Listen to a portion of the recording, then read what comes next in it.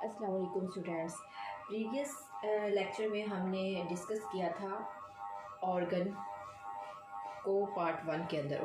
Part 1 video lecture में हमने देखा था ऑर्गन को। नेक्स्ट हम देखेंगे ऑर्गन सिस्टम एंड इंडिविजुअल्स के बारे में। इससे पहले प्रीवियस वीडियोस जो मैंने अपलोड की हैं उनमें आपको बताया था जितने भी ऑर्गन बायोलॉजिकल ऑर्गेनाइजेशन है उनके बारे में हम डिस्कस कर चुके हैं, और ये दो टॉपिक हमारे पास रह गए हैं, organ system and individual level of biological organisation, जो कि बायोलॉजिकल ऑर्गेनाइजेशन के लास्ट टॉपिक्स है।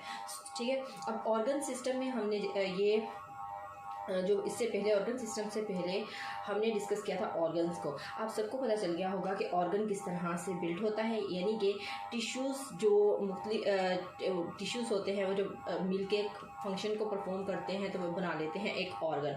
और इसी तरह ऑर्गन सिस्टम जो है वो ऑर्गन से नेक्स्ट लेवल है, यानी कि ऑर्गन थोड़ा सा ज़्यादा कॉम्प्लिकेटेड है। सो ऑर्गन सिस्टम में क्या होगा कि different organs are aggregated to form an organ system. जब ऑर्गन एग्रीगेट करेंगे, ऑर्गन इकट्ठे होंगे, तो वो क्या करेंगे, एक ऑर्गन सिस्टम को बिल्ड कर लेंगे। Okay, so next level is individual और whole organism level of biological organisation.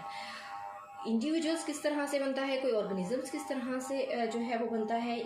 Different organs in plants and various organ system in animals are organised together to form an individual और the whole organism.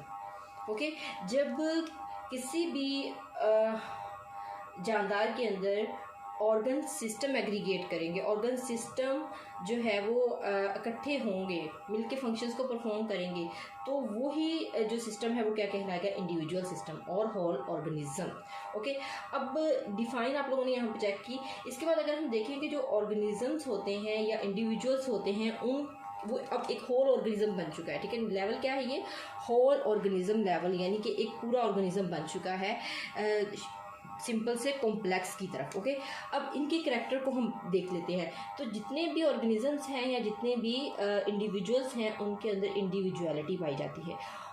Individuality किस हवाले से होती है, characteristics के हवाले से। ठीक है, इनके करैक्टर्स जो हैं वो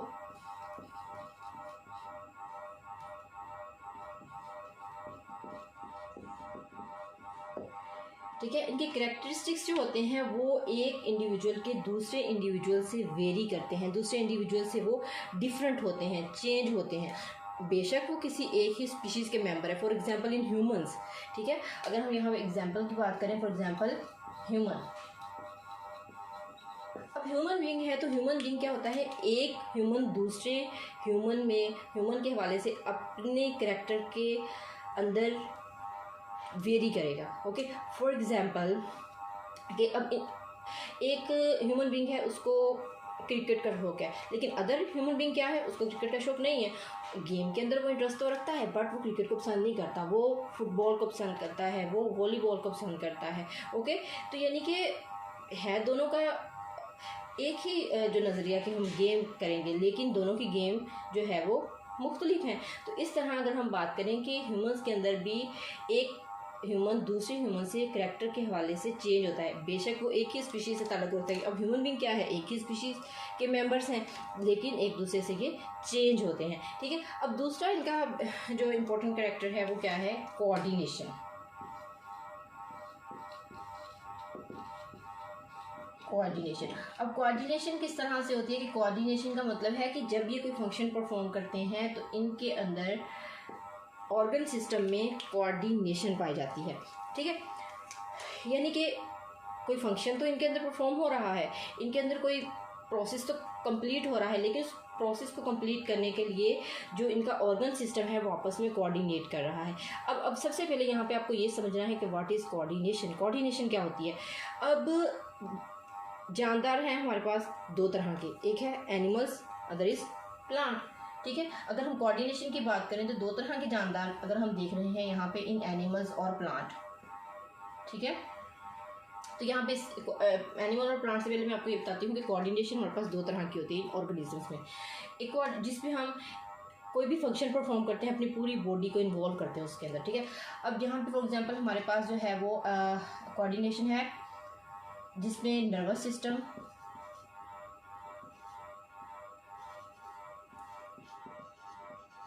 nervous coordination and other is endocrine.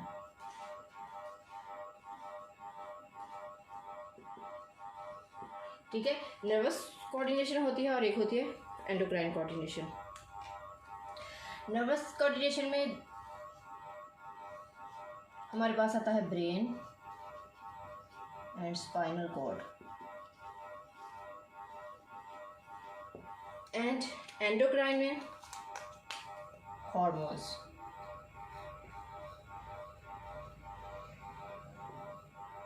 ठीक है, एंडोक्राइन सिस्टम में क्या होते हैं? हार्मोन्स।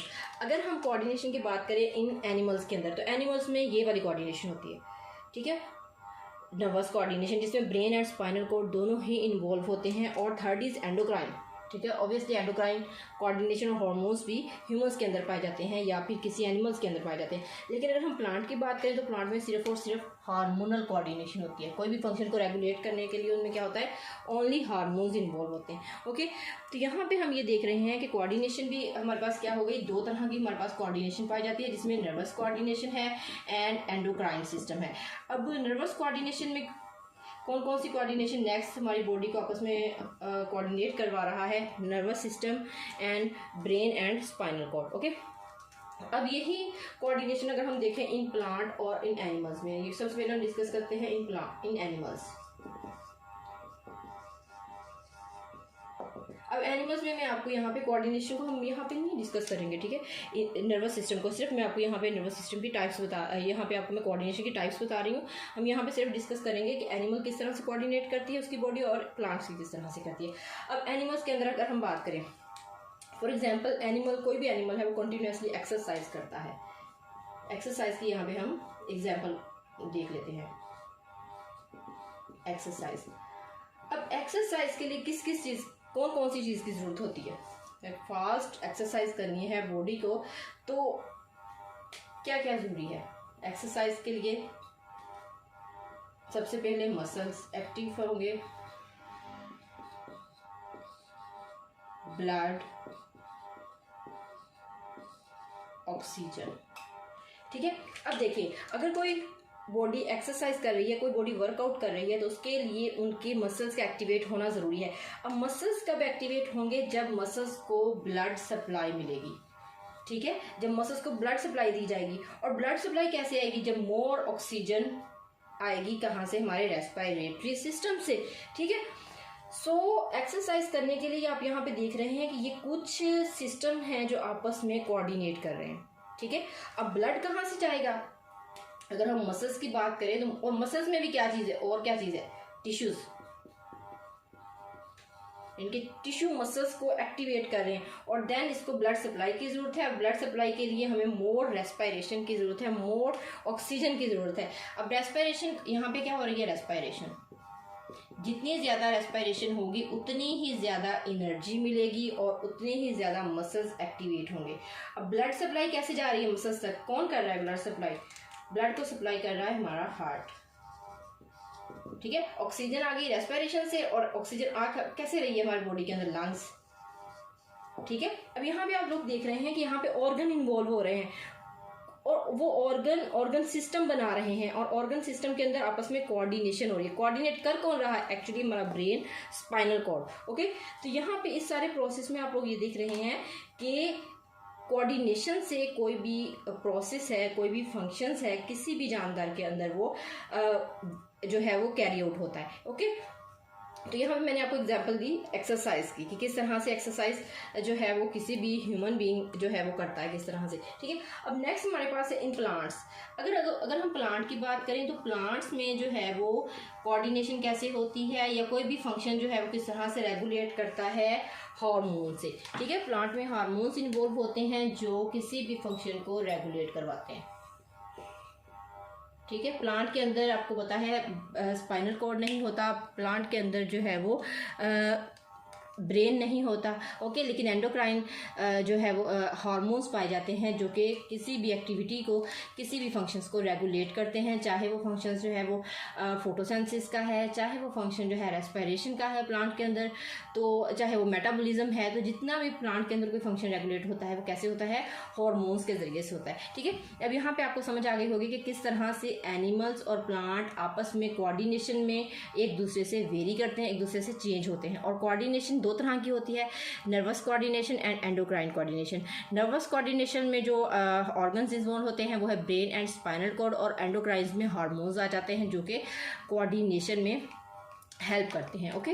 और यहाँ पे हमने एक्सरसाइज की एग्जांपल देखी और प्लांट्स के अंदर हमने देखा कि हार्मोन्स जो है वो किसी भी फंक्शंस को, किसी भी प्रोसेस को रेगुलेट करवाने में प्लांट के अंदर अहम रोल प्ले करते हैं। तो यहाँ पे हमारे पास जितने भी हमने biological level of organisation discuss की है, तो यहाँ पे हमारा वो एंड होता है, ठीक है। यहाँ पे हमने डिस्कस किया ऑर्गन सिस्टम को एंड इंडिविजुअल सिस्टम को। और प्रीवियस अगर आप कोई भी organ level of biological organisation को आप पढ़ना चाहते हैं, आप उसके बारे में नॉलेज हासिल करना चाहते हैं, तो आप मेरे प्रीवियस वीडियोस को आप लोग जो है वो चेक कर सकते हैं। थैंक यू, अल्लाह हाफिज़।